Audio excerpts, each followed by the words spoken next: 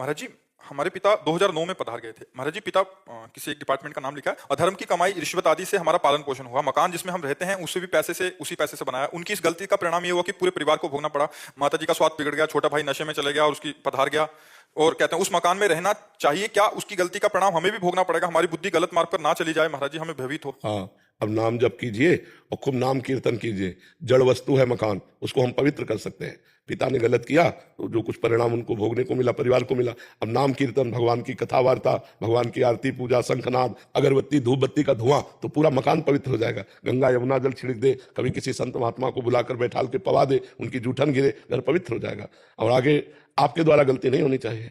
महाराज जी, आपके सत्संग और आपके मार्गदर्शन के द्वारा यही समझ में आया है कि अब जो हो गया उसको तो बदला नहीं जा सकता, लेकिन हम अब अपने भोग के लिए ना उस पैसे को इस्तेमाल करें, ज्यादा से ज्यादा सेवा में उस पैसे को दें, ज्यादा से ज्यादा दूसरों की मदद, चाहे वो पशु, जैसा आप बोलते हैं कि पशुओं की सेवा करिए, आप बीमारों को बहुत सी ऐसी गौएं हैं, बछड़े हैं, सांड हैं जो भूखे प्यासे टहल रहे हैं, या बहुत सी ऐसी गौशालाएं हैं जिनको सुविधा नहीं पहुंच पाती है। अगर इस तरह का धन है तो ऐसे दे देना चाहिए जिससे गौ सेवा हो। वो जो हमने दूसरे का शोषण किया तो किसी का पोषण करेगा, तुम्हारे पिता को भी आनंद मिलेगा। जी हाँ, एक उनका, उनके प्रति भी लगता है कि उनका मंगल हो, वो जहाँ पे भी गए हैं। पर हमको ये बहुत अच्छा लगा कि आप जो सावधान हैं और आप अपनी बात बता दिए।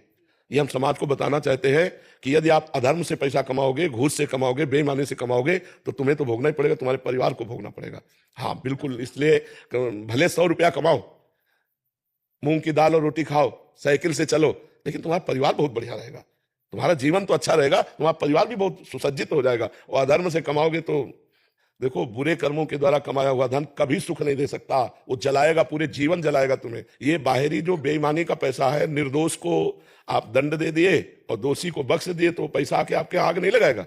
ये बहुत अधर्म जो है कभी बख्शता नहीं। इसलिए हमारी प्रार्थना है कि नमक रोटी भले खाओ, लेकिन धर्म पूर्वक कमाई का, अधर्म की रबड़ी मत खाओ, नहीं तो जीवन बर्बाद अपना भी करोगे, अपने बच्चों का, अपने परिवार का भी करोगे। महाराज जी, हम तो बस आपको, आपने निहाल कर दिया, मतलब आपने जो नाम दिया है, आपने जो धाम दिया है, आपकी नाम जप करो और जो अर्थ आपकी सेवा से ज्यादा है वो गौ सेवा में दे दो, अन्य सेवाओं में दे दो, और धर्म पूर्वक चलो। धर्म से जीने में शांति है, सुख है, आनंद है। अधर्म में अशांति है, दुख है।